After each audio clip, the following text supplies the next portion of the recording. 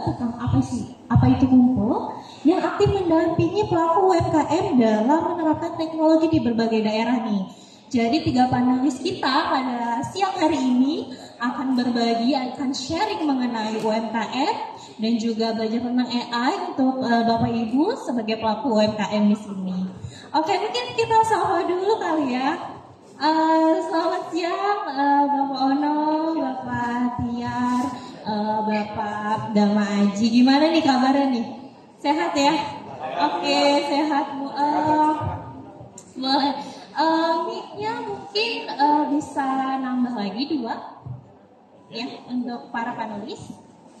Oke, Bapak-bapak sekalian saya sangat saya sangat excited juga nih di sini nih bisa satu meja dengan bapak-bapak sekalian. Nah, pada kali ini kita akan sharing sistem nih Pak tentang peran AI dalam daya saing UMKM di depan para UMKM daerah Sumedang. Nah, di sini kita akan mengupas satu-satu nih ya. Mungkin kita akan mendengarkan dulu nih penjelasan dari Bapak Tiar terkait UMKM dalam sisi kebijakan ya Pak ya. Nah, Bapak Tiar ini kan tentang kebijakan UMKM ya Pak ya, dukungan pemerintah untuk transformasi digital UMKM nih. Nah, saya ini ada pertanyaan nih Pak. Nah, pertanyaannya adalah program atau inisiatif konkret apa sih yang saat ini sedang dijalankan atau yang telah dijalankan dalam pemerintahan untuk mendukung nih para UMKM kita. Nah, terutama di wilayah Sumedang kali ini nih Pak. Nah, menurut Bapak gimana? Oke, bismillahirrahmanirrahim. Assalamualaikum warahmatullahi wabarakatuh. Sampurasun. Oke, baik, terima kasih Mbak, tadi siapa namanya Mbak? Sorry? Feni. Oh, Mbak Feni, terima kasih Mbak Feni atas pertanyaannya. Jadi sebetulnya saya tidak mau terlalu teknis dan tidak mau terlalu jauh gitu ya Mbak ya dalam berbicara ini. Cuman saya ingin take a step back gitu. Jadi kita mundur sedikit menjelaskan apa itu AI. Karena khawatirnya mungkin beberapa orang ada yang sudah cukup familiar dengan AI, Artificial Intelligence. Nah, saya ingin menjelaskan sedikit bahwa kadang kita berpikir AI gitu ya, bahasa Inggrisnya Artificial Intelligence atau bahasa Indonesianya kecerdasan buatan. Karena ini serapan bahasa Inggris, saya takutnya orang itu mikirnya tuh udah kemana-mana gitu, kayak wah gimana. Dan terlalu teknis jadinya, dan itu seolah-olah AI itu ibaratnya kayak ilmu yang ada di atas langit yang tidak terlihat gitu kan. Padahal sebetulnya AI itu sudah kita gunakan sehari-hari tanpa kita ketahui dan tanpa kita rasakan. Jadi mungkin ibu-ibu di sini, bapak-bapak, kakak-kakak, adik-adik, pasti kan semuanya sudah punya handphone. Nah, di handphone ini kan ada teknologi Google Maps, ada teknologi marketplace ya, ada Shopee, Tokopedia dan kawan-kawan. Nah, ketika teman-teman atau ibu-ibu di sini belanja, misalkan kemarin beli sepatu, terus hari ini buka, tiba-tiba ada rekomendasi yang lain gitu. Jadi sepatu warna hitam tiba-tiba aplikasinya rekomendasi belanja variasi lainnya. Nah, itu adalah sebuah bukti bahwa mesin ini bekerja untuk melihat kebiasaan belanja kita itu seperti apa dan memberikan rekomendasi kepada kita. Nah, itu adalah salah satu penerapan AI di kehidupan sehari-hari. Itu yang pertama. Yang kedua, dalam menggunakan aplikasi contoh misalkan seperti Google Maps gitu ya, atau aplikasi-aplikasi Maps lainnya, itu kan mereka memberikan rekomendasi rute tercepat yang bisa kita lalui. Misalkan dari rumah ke sekolah, dari rumah ke kantor. Memberikan rekomendasi yang ini jalan 15 menit, yang ini jalan 10 menit. Nah, kita ambil yang 10 menit. Jadi tadi mengutip apa yang disampaikan oleh Bapak Bupati juga, AI itu sebagai asisten yang bisa kita gunakan, namun memang keputusan akhirnya itu ada di manusia. Jadi manusia sebagai eksekutor. Gitu. Makanya tadi ada 15 menit ke sekolah, ada 10 menit ke sekolah, kita ambil jalan yang lebih cepat. Nah, itu adalah salah satu fungsi penggunaan AI dalam kehidupan sehari-hari. Nah, kaitannya dengan program-program pemerintah terkait dengan masalah artificial intelligence. Jadi memang ada contoh misalkan ya yang kemarin itu saya sudah sempat mendapat informasinya terkait dengan 1 juta talenta digital nasional gitu. Nah, ini adalah program yang memang digaungkan oleh Komdigi, pada saat itu Kominfo, sekarang Komdigi. Salah satunya adalah untuk menyebarkan AI atau menyebarkan teknologi itu sampai ke daerah. Jadi jangan sampai teknologi dan informasi dan AI ini hanya di kota-kota besar aja, tapi harus disalurkan juga ke talenta-talenta di daerah. Jadi itu yang memang sedang digaungkan oleh pemerintah. Jadi ada juga UMKM, transformasi UMKM menjadi UMKM digital. Kalau saya nggak salah, targetnya itu tahun 2025 itu kalau saya nggak salah sekitar 50 juta UMKM itu harus mengadopsi teknologi digital. Kurang lebih seperti itu. Oke, keren banget. 1 juta talenta digital itu dari tahun berapa, Pak? Oh, itu dari tahun 2024 kalau saya tidak salah. Dan sekarang masih terus berjalan Betul, ya, Pak? betul. Oke, siap. Keren banget. 1 talenta digital yang menyebarkan AI ke berbagai daerah gitu ya, Pak? Oke, nah pertanyaan kedua nih, Pak. Bagaimana sih strategi pemerintah dalam memperluas literasi AI agar UMKM di daerah bisa ikut juga nih terlibat dalam ekosistem digital nasional? Oke, jadi memang strategi-strategi yang bisa diberikan oleh pemerintah itu adalah yang paling penting menurut saya itu kuncinya adalah masalah literasi digital. Itu adalah hal yang penting. Kenapa? Memang literasi digital itu terbagi ke dalam 4 pilar, Mbak. Jadi pilar security, keamanan, ethics, culture, dan satu lagi saya juga lupa ya. Pokoknya intinya ada 4 pilar. Nah, Indonesia berdasarkan hasil riset itu menempati ranking tengah, jadi sedang. Nah, dan kita melihat negara-negara tetangga kita itu berada setingkat di atas kita. Maka dari itu diperlukan berbagai macam effort dan berbagai macam kegiatan untuk menyamaratakan ini semua gitu. Jadi jangan sampai AI itu atau teknologi digunakan tanpa adanya fondasi ilmu yang baik. Kenapa? Karena misalkan kita tahu sendiri ya, kalau misalkan kita tiba-tiba dijejelin sesuatu teknologi baru, tapi kita tidak punya kemampuan yang baik, tidak punya skill yang baik, tidak punya etika yang baik, bisa jadi itu akan digunakan untuk hal-hal yang tidak bijak. Gitu. Contoh misalkan yang sekarang itu kan terjadi marak penipuan via telepon, via SMS, atau ada video, bahkan sempat viral beberapa waktu lalu video AI yang menyerupai salah satu pejabat negara dan meminta uang, dan video itu disebarkan ke dalam WhatsApp group gitu. Nah itu kan salah satu penerapan teknologi AI yang digunakan oleh orang-orang yang tidak benar, akhirnya digunakan untuk minta duit. Iya betul. Oke, terima kasih Pak Tia. Berarti dari yang saya tangkap ya Pak ya, jadi kalau kita ingin strategi dalam menerapkan literasi digital ini, yaitu salah satu peran pemerintah yaitu menyebarkan literasi dengan 4 pilar seperti itu ya Pak ya, agar mereka teredukasi, agar para audiens juga para UMKM juga teredukasi bahwa hal kayak gini tuh ternyata nggak benar loh. Jadi kita bisa memfilter nih AI ini buat penipuan apa enggak. Jadi kita bisa meminimalisir kita terkena penipuan hal tersebut. Jadi literasi digital itu penting banget ya Pak ya. Oke, nah terima kasih Pak Tiar atas pertanyaannya. Nanti kita tanya-tanya lagi. Nah sekarang kita beralih ke Pak Ono Purbo. Nah Pak Ono Purbo ini tadi pagi udah demo ya Pak ya? Juristat. Iya nih, tadi udah demo sambil nunggu peserta, udah demo seru banget. Para Bapak Ibu juga udah denger ya demonstrasi Pak Ono ya?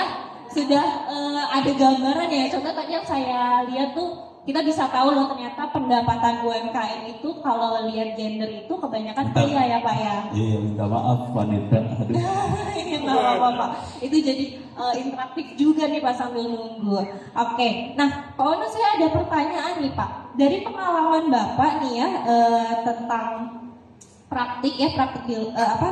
tentang teknologi AI nih kan Bapak kan sering aktif ya terhadap digitalisasi AI. Nah, langkah paling sederhana apa sih Pak yang bisa dilakukan UMKM untuk memanfaatkan AI dalam operasional sehari-hari? Kalau yang paling gampang sih sebetulnya tadi yang jelasin pakai ChatGPT segala macam itu paling gampang. Kalau langkah operasional paling gampangnya itu. Ini karena Pak Piar baru datang di sini, sebetulnya kalau mau dapat ilmunya silahkan download bukunya. Jadi kita bikin buku AI free, bukan buat UMKM, buat SD, SMP, SMA, sama yang SMK sedang ditulis. Jadi kalau pertanyaan tadi pakai ChatGPT, cuman ada masalah besar di ChatGPT adalah kita harus jago bikin kalimatnya. Promnya ya Pak ya? Promnya. Cuman harus hati-hati ya. ChatGPT, Grok, Gemini dan sebagainya suka halusinasi. Ini misal contoh, tolong buatkan poster atau kata-kata buat iklan iklan produk, bisa ditenaun sih gitu. Tahu Sumedang. Bilang sama ChatGPT nih, tolong buatkan iklan buat tahu Sumedang. Kan ChatGPT gak dikasih rem nih. Dia bisa seenak jidat nih buat bikin kata-katanya. Kata-katanya bisa keluar kayak gini. Tahu Sumedang produk Haji Ono paling sehat. Kalau Anda makan tahu ini 5 menit pasti sehat, semua penyakit hilang. Bohong pisan kan, kita tahu bohong ya. Nah itu bisa dikeluarin sama AI, hati-hati. Jadi harus hati-hati di AI ya. AI promnya harus jago. Jadi kalau yang tadi pagi ikutan sama saya, perhatiin saya tadi ngupload file Excel loh. Jadi waktu analisa, ini punten nih saya nyolong datanya punya UMKM. Nggak apa-apa ya. Ini soalnya staf khusus presiden, gue kan nanti dilaporin ke atasnya berapa gitu dia. Jadi kalau diperhatiin tadi pagi, saya itu kebetulan saya dapat data UMKM sama koperasi dari kementerian, waktu itu masih yang kabinet yang lalu ya, jadi kecampur koperasi UMKM, saya dapat data, mereka sih datanya 30-an juta UMKM. Saya minta nggak boleh dong, karena orang kan rakyat biasa yang suka ngaco. Jadi dikasihlah saya 1000 data UMKM di Bekasi. Nah itu tadi pagi caranya saya ngeprom adalah saya upload datanya ke ChatGPT, harusnya nggak boleh sih. Tapi karena kalau nggak susah ngebayanginnya, saya upload data ke ChatGPT. Udah gitu saya bilang ke ChatGPT, tolong buatkan grafik antara omset versus gender, jenis kelamin laki perempuan. Langsung tadi grafiknya, minta maaf ya ibu-ibu, waktu saya tanya pertama kali, saya tanya kira-kira laki sama perempuan omsetnya besar mana? Ibu-ibu langsung semangat, perempuan. Saya dalam hati minta maaf, saya itu udah ketawa-tawa aja, pasti salah soalnya. Jadi tadi kita seperti yang disebut sama Pak Bupati tadi, kita belajar dari data. Cuman buat ngolah datanya kita dibantu AI. Contoh ini satu. Contoh yang kedua yang seru. Coba saya tanya lagi sekarang, mungkin masih ingat. Omset sama pendidikan. Yang pendidikannya SD sama pendidikan sarjana, besar mana omsetnya? Sarjana. Nah itu menarik. Jadi data menunjukkan pada saat UMKM kita sarjana, omsetnya akan jauh lebih besar daripada yang SD atau SMP.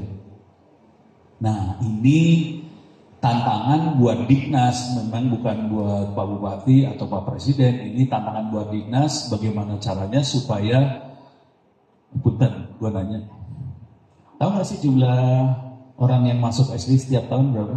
Anak masuk SD? Nggak tahu. Gue paling demen nanya staf Presiden kayak gitu. Belum baca. Saya kasih tahu aja ya, karena saya orang pendidikan, saya tahu angkanya. Sekitar 6 juta anak masuk SD setiap tahun.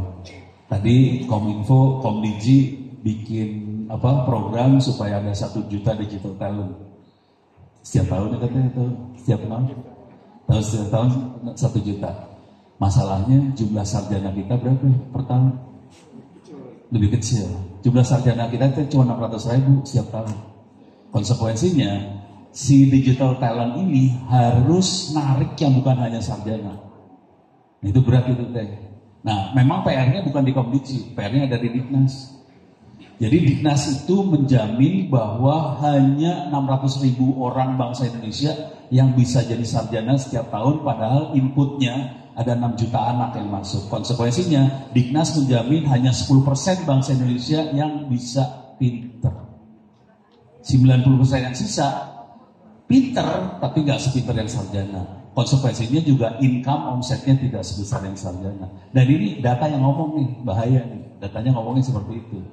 Minta maaf nih, ngomongnya rada vulgar ya, minta ampun. Kira-kira itu sih. Jadi ChatGPT kita pakai buat analisa. Mungkin nanti kalau ada waktu saya kasih lihat juga. Tapi ini yang poin yang lain yang pengen saya sampaikan adalah kita bisa bikin itu semua sendiri. Itu komputer yang paling ujung sebelah yang dekat tiang. Itu server AI buat sendiri. Butuh waktu berapa lama buat bikin server itu? 30 menit. Jadi hari ini kita akan sedang membuat server AI ini buat sekolah-sekolah free.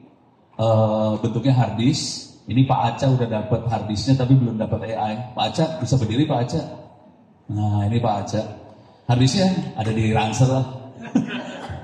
Jadi Pak Aca udah dapat hard disknya, itu kita sebarin ke sekolah-sekolah. Hari ini yang dipegang Pak Aca masih bentuknya perpustakaan digital, Wikipedia offline, tryout buat siswa SD, SMP, SMA free. Kita lagi nambahin ke hard disk itu bentuknya AI. Jadi nanti sekolah-sekolah tidak perlu pakai ChatGPT, tidak perlu internet, bisa pakai server lokal jalan. Tapi konsekuensinya gini, karena di komputer biasa, kita kepaksa modelnya dibikin kecil dulu supaya kenceng, kalau nggak kuat ya. Tapi itu sedang kita buat. Ya tahapannya kayak gitu. Buku gratis, nanti ada AI gratis, tapi ini targetnya buat sekolah ya, bukan buat UMKM.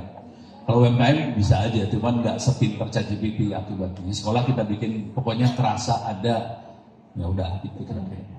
Oke. Panjang ya sih orang kalau ngomong parah. No. Minta maaf dosen. Insight juga ya baru buat kita. Berarti tadi yang saya sediakan adalah langkah awal yaitu promnya ya Pak ya, harus diperhatikan. Buat orang normal ya. Iya orang biasa. betul. Jadi di sini Bapak Ibu untuk membuat langkah ChatGPT tadi juga udah belajar ya tadi siang. Nah, jadi promnya memang harus diperhatikan ya Pak ya, harus detail maunya apa gitu biar hasilnya. Dan kita harus kasih referensi. Oh, iya, referensi buat yang informasinya. ya. Saya duluan tadi ngasih referensinya file Excel. Kalau kita pengen bikin produk tahu Sumedang yang bagus, kita kasih tulisannya nggak usah lengkap ya. Tapi kita tulis terus tulisannya kita upload, bilang ke promnya tolong bikin narasi iklannya dari kata-kata di bawah ini. Jadi jangan nyari di internet, kalau nyari di internet kacau. Jadi AI itu bodoh sebenarnya. Kita yang dengar. Kita yang perlu mengajarkan AI nih Iya. Pak ya. Kalau nggak dia ngacau dia. Jadi, nah pada kesempatan hari ini kan juga nanti Bapak Ibu sekalian akan belajar. Gue iseng kan nanya. Gimana? Oh iya buku yang tadi pagi yang duduk di sini mungkin tahu tadi ya. Saya kasih alamat s.id/free-owp-ebook itu buku-buku saya. Ya. Free. Ada buku AI, ada buku cybersecurity, ada kalau masuk neraka juga ada hacking. Nah, itu buku-buku rata-rata ini buku-buku yang AI buat SD, SMP, SMA rata-rata 100 sampai 200 halaman. Oke, gua nanya dong ke Mbak Feni nih. Aduh, takut ini. Ini pertanyaan sederhana aja. Nulis buku sekitar 100-200 halaman, butuh waktu berapa lama? Silahkan jawab. Kapan lagi gue nanya moderator? Aduh, kayaknya perlu 2 mingguan ya Pak ya. Karena kita harus nyari referensi juga. Pak Tiar, berapa lama? Kalau pakai AI mungkin lebih cepat. Ya, berapa lama? Bawah 1 jam sih. Kurang ajar lu. Kalau pakai AI. 1 jam bisa halu soalnya. Oh iya. 1 jam halu. Yang nggak halu berapa? Sekitar 3 hari. 3 hari. Pak Alwan seberapa? Seminggu. Jadi kecepatan saya nulis kira-kira sekitar 1 bab 1 jam. 1 buku itu kira-kira 10 bab. Jadi 10 jam 1 hari selesai sih. 100 halaman. Namanya dong. Nah ini buat teman-teman ini ya, ASN yang kerja buat Pak Bupati, buat bikin laporan pakai AI aja. Tapi promnya perlu diperhatikan. Oh, ya, promnya Pak, ya. harus jago. Harus diperhatikan nih, jangan copy paste aja kan ya Pak ya. Prom saya sekitar 2 halaman. Oke, nah nanti bisa ngintip-ngintip dari promnya Bapak ya Pak ya. Buat Ya belajar. beda buku, beda prom lah, nggak bisa disamain. Tapi kira-kira promnya panjang, nggak bisa. Tolong buatkan buku 200 halaman, oh kacau. Masih kacau berat-beratan gitu. Oh. Pak Tiar tahu tuh dia. Betul, oke. Nah, Sip. ada satu pertanyaan lagi nih Pak. Ayah dehi, Bapak. gue udah lama ngomongin nih. Nah, selain langkah awal tadi Pak, Ya. menurut Bapak apa sih contoh penggunaan AI paling praktis nih yang bisa langsung diterapkan oleh UMKM tanpa perlu biaya ya Pak ya pastinya. AI paling Ya. gratis.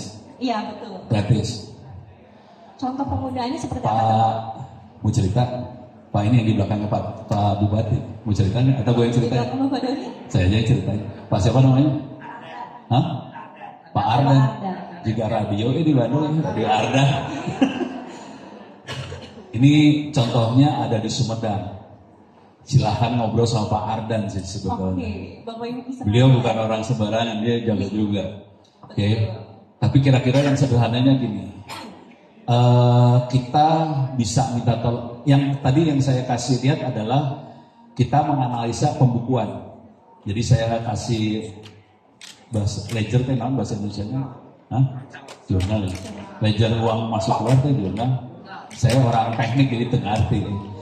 Jadi ledger saya masukin ke AI, kita bilang sama ChatGPT buat analisa keuntungan kita kayak gimana, masalah kita apa, bisa keluar kayak gitu. Pak Ardan lebih gila lagi. Dia bikin konten buat, tapi lebih ke arah iklan ya Pak Ardan ya. Jadi lebih ke arah iklan. Dia bikin kontennya udah dibantu AI banget. Gitu. Jadi udah gampang banget. Salah satu yang saya ngobrol sama Pak Ardan kira-kira gini.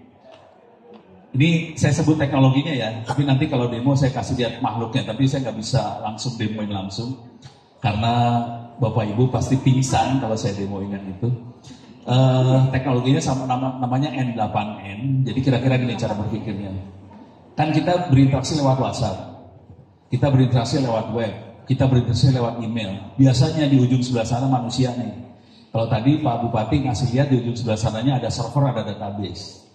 Nah, kita berinteraksi lewat WhatsApp, email, dan sebagainya. Kita bisa bikin pakai N8N supaya interaksinya bukan hanya database, data, tapi bisa kayak manusia karena di data itu diambil sama AI. AI-nya akan ngomong sama kita ke WhatsApp, ke email, ke YouTube, apa segala macam. Jadi dua arah. Tapi dua arahnya bukan manusia di sebelah sananya. AI. AI-nya kayak manusia bereaksinya. Gitu. Itu yang tadi saya ngobrol sama Pak Ardan. Software, tapi ya, ini kasih bayangan aja ya. Saya demonya agak susah kalau yang ini, soalnya kelihatan layarnya nggak manusiawi sih. Itu saya kasih tahu aja, namanya N8N. Satu lagi yang kita pakai juga, itu dipakai banget. Itu dipakai sama saya banyaknya, minta maaf Pak Bupati, saya banyaknya bantuin di Tangerang Selatan karena lokasi kampus di situ. Kita bantuin di Pemkot Tangerang Selatan untuk help desk buat masyarakat kalau minta bantuan, tapi belakangnya udah mesin semua nih AI. Gitu. Terus satu lagi adalah buat bikin, tadi udah didemoin pakai Sono ya, .ai buat bikin suara apa segala macam. Kalau kita kebetulan buat sendiri itu semua, kita makainya Comfy UI, nanti saya akan demoin si Comfy UI. Jadi tujuannya kita lebih banyak bikin sendiri. Kita nggak ngeluarin duit buat AI-nya. Dan kita tidak upload data ke internet, tidak upload data ke server AI yang di luar karena terlalu berbahaya. Terutama buat Pemkot dan sebagainya, itu harus server sendiri sih. Gitu. Buku-buku yang tadi saya sebutin, buku AI buat SD, SMP, SMA, targetnya supaya anak-anak SMA terutama sama SMK bisa bikin AI, bukan buat pakai AI, itu buat bikin AI itu.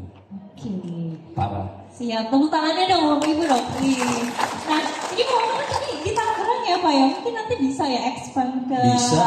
Sumedang nih. Bisa. Bisa ya Pak ya? Ya ini nanti mungkin Pak Bupati kalau guru-gurunya pengen kita ajarin, kita ajarin. Ini free semua. Iya, betul.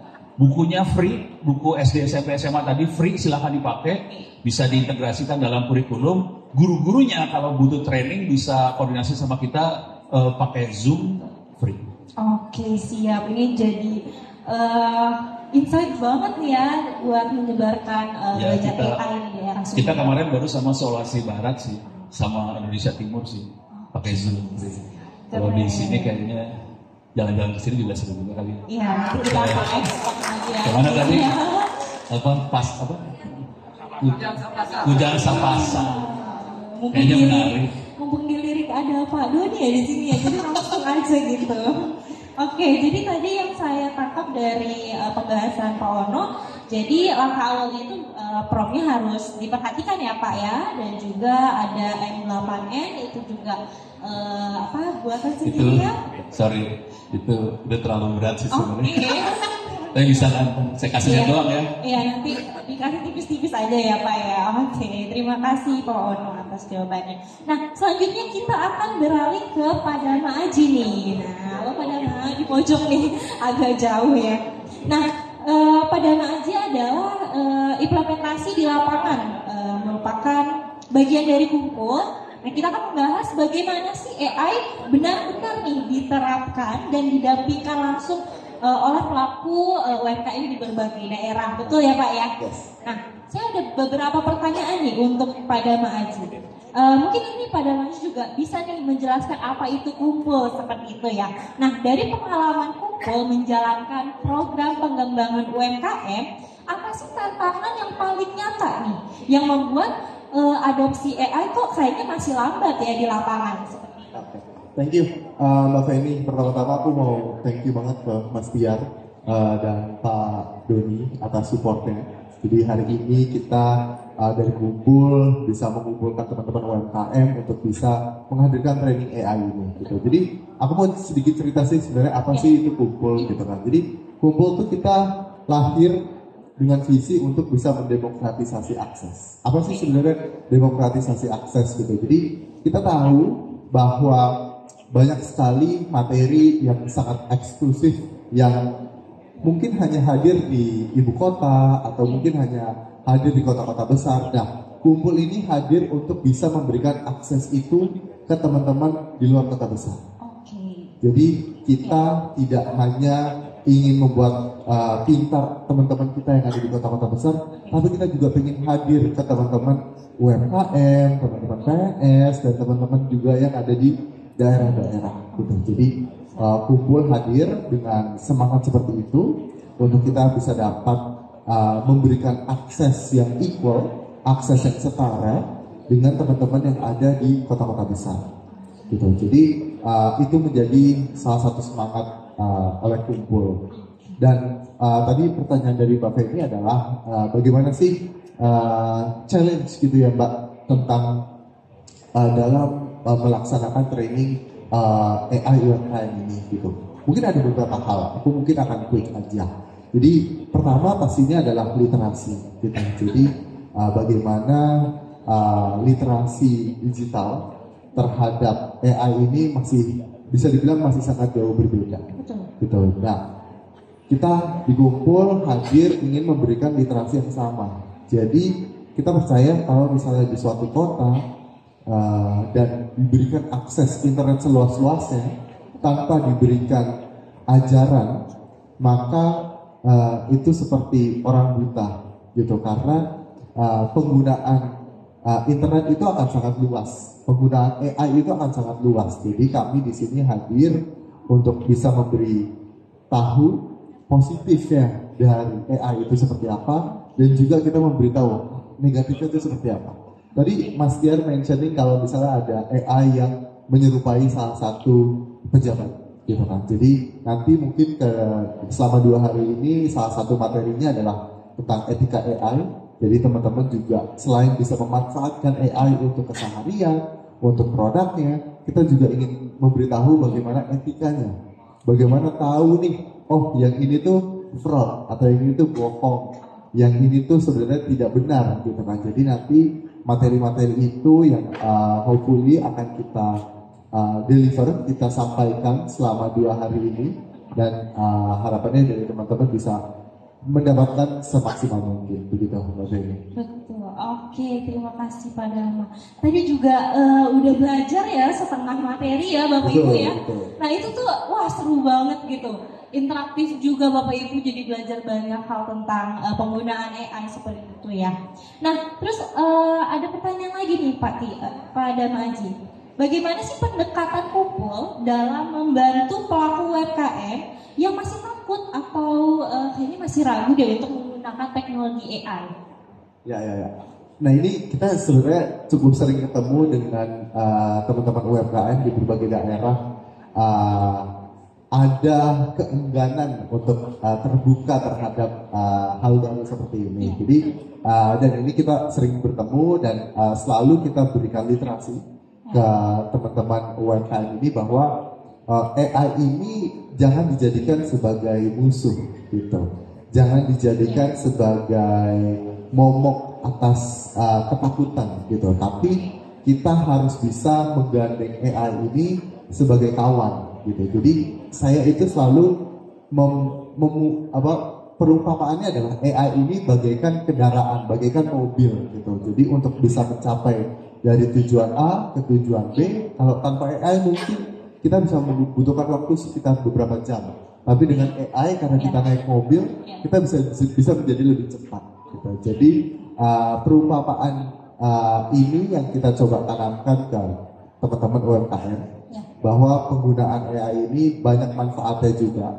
Jadi teman-teman bisa memanfaatkan ini seluas-luasnya dalam ruang yang sehat tentunya, dan bisa memberikan manfaat baik itu menaikkan revenue, atau bisa mempercantik produk ibu-ibu, atau misalnya bisa mempermudah pekerjaan ibu-ibu untuk marketing dan lain sebagainya. Jadi kita selalu coba meliterasi hal itu terhadap teman-teman UMKM bahwa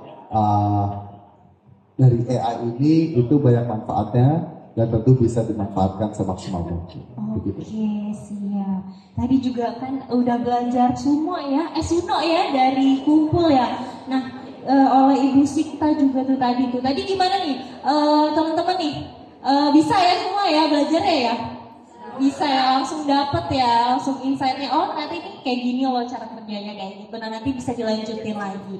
Oke, jadi summary yang saya tangkap ya dari Bapak Dama Aji mengenai Kumpul. Jadi Kumpul adalah akses untuk literasi digital di luar kota ya Pak ya, tapi setara dengan yang ada di kota-kota besar gitu, agar literasinya setara di seluruh wilayah Indonesia. Wah, luar biasa. Nah terus juga tadi pendekatannya dengan perumpamaan juga, terus juga dengan gaya penyampaian yang memang sederhana ya Pak ya, karena memang di UMKM ini kan mungkin banyak yang memang umurnya mungkin udah 40 tahun ke atas, gimana kita tidak bisa ngomongnya tuh formal gitu, ngomongnya terlalu baku gitu, akan susah dicerna. Jadi pakai bahasa yang sederhana, terus juga ada hiburannya juga, jadi bisa ilmunya dapet gitu, tapi juga nggak ngantuk gitu ya Pak ya. Oke, nah karena di sini kita waktunya agak kurang nih ya, jadi tadi kita udah dengerin nih penjelasan dari Bapak Tiar, lalu juga Bapak Ono dan Bapak Dama Aji. Nah selanjutnya kita akan ada sesi tanya jawab nih. Jadi para peserta di sini boleh banget bertanya kepada salah satu panelis kita. Di sini kami akan memilih 2 orang pertanyaan ya, peserta yang ingin bertanya gitu, atau mungkin Bapak Doni ingin bertanya terkait ini. Oke. Nah di sini ada yang ingin bertanya Bapak Ibu? Oke, boleh nih kalau ingin bertanya nih. Wah Pak Doni. Oh iya boleh.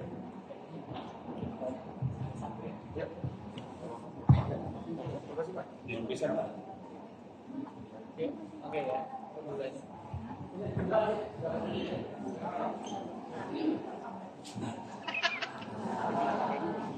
Oke, nah kita lanjut ya teman-teman ya sebelum kita break. Di sini ada yang mau nanya? Boleh nih, mau nanya nih dari panelis kita. Kalau nggak ada yang mau nanya, nanti saya yang nanya sendiri nih ya. Oke, mungkin udah paham semua kali ya. Nah, mungkin kita akan masuk ke pertanyaan diskusi panel kali ya Pak untuk tiga panelis kita. Nah, saya akan langsung bertanya oleh tiga panelis kita untuk Bapak Tiar ini ya.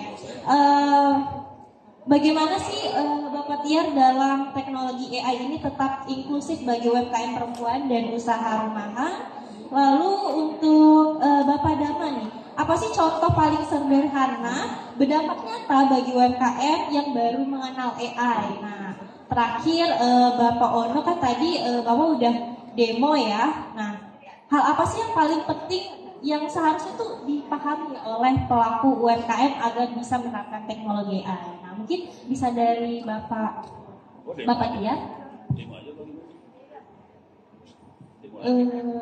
Demo boleh sih, tapi cuma waktunya sudah. Jadi pertanyaannya boleh diulang Pak? Oke, pertanyaannya bagaimana? Oh iya seru banget. Banyak insight juga ya. Oke, Pak Tiar nih, bagaimana sih memastikan teknologi AI tetap inklusif nih bagi UMKM perempuan dan usaha rumahan? Nah, kita fokusnya ke perempuan. Oke, jadi ini kita berbicara masalah inklusivitas ya. Iya, betul. Jadi ibu-ibu di sini, bapak-bapak, inklusivitas itu kan sebetulnya inklusif itu artinya tidak apa istilahnya, tidak mengenyampingkan sesuatu gitu. Jadi semuanya itu dianggap menjadi satu kesatuan dan tidak ada yang eksklusif. Intinya